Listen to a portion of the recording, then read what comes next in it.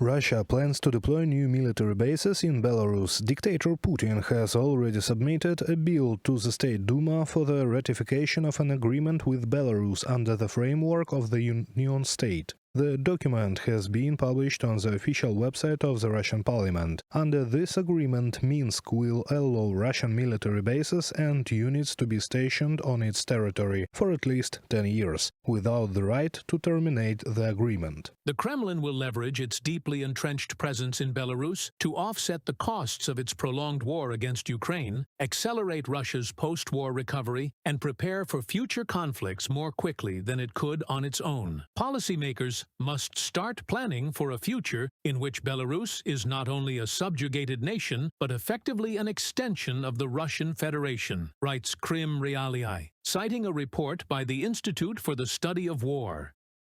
Currently, up to 2,500 Russian troops remain in Belarus, including Wagner Group instructors, according to Belarusian Rayun project. Most of these forces belong to air defense units, but their numbers could increase at any time. President Volodymyr Zelenskyy is convinced that Putin is using Belarus to provoke European nations. He will provoke other countries. Maybe Poland will be next, or the Baltic states. And this is not just rhetoric. You will see in the spring, summer, or autumn. He will deploy forces on Belarusian territory. Many Europeans, perhaps even the United States, will call it intimidation. I don't know if there will be an invasion, but in any case, this will pull Belarus further into the war. In my opinion, after they launched missile attacks on Ukraine, they were already part of this war. From time to time, Belarus, acting on Minsk's orders, sparks migration crises targeting neighboring Poland, Latvia and Lithuania. According to Western analysts, Alexander Lukashenko has facilitated the transportation of refugees from Afghanistan, Algeria, Iran, Syria, Nigeria, India, Somalia, Pakistan and other countries to the borders, enabling their illegal entry into Europe and inciting mass unrest. As a result of this clash, human rights organizations estimate that by August 2024 more than 150 migrants may have died due to the ensuing humanitarian crisis.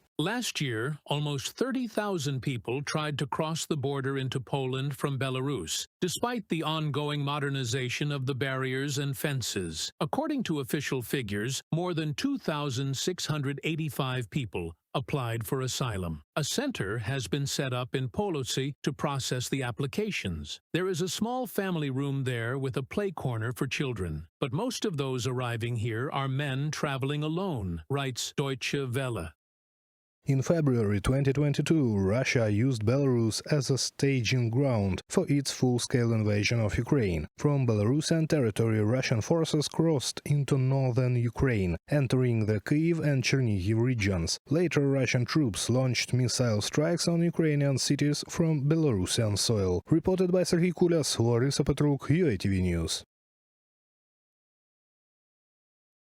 According to the draft law submitted to the State Duma, Russia wants to place new military bases in Belarus. This initiative will be implemented as part of the document signed by Putin and Lukashenko on December 6, 2024, during a meeting of the Supreme State Council in Minsk. The agreement will last for 10 years. The document also mentions the possibility of using nuclear weapons.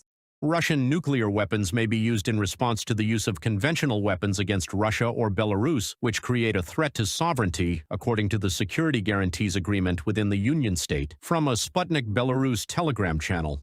According to the media, the document also includes a provision about the potential deployment of Belarus citizens to fight in a war against Ukraine, quoted as "to protect the territorial integrity of Russia." President of Ukraine, Volodymyr Zelenskyy, is certain that Putin not only does not plan to stop the war against Ukraine, but will also try to drag Belarus into it.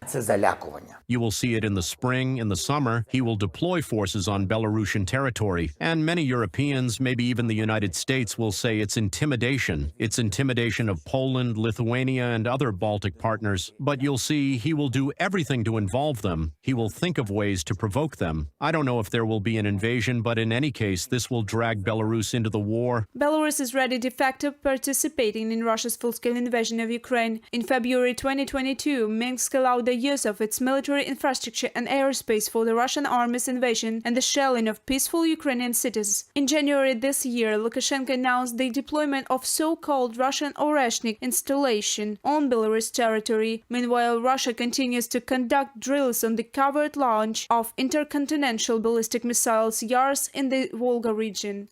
During maneuvering actions, units are practicing tasks of dispersing in the forest area to enhance the stealth of the mobile ground-based missile system Yars. These planned activities allow for testing the readiness of personnel, as well as weaponry and military equipment for long-term duty on combat patrol routes. Ministry of Defense of Russia on Telegram.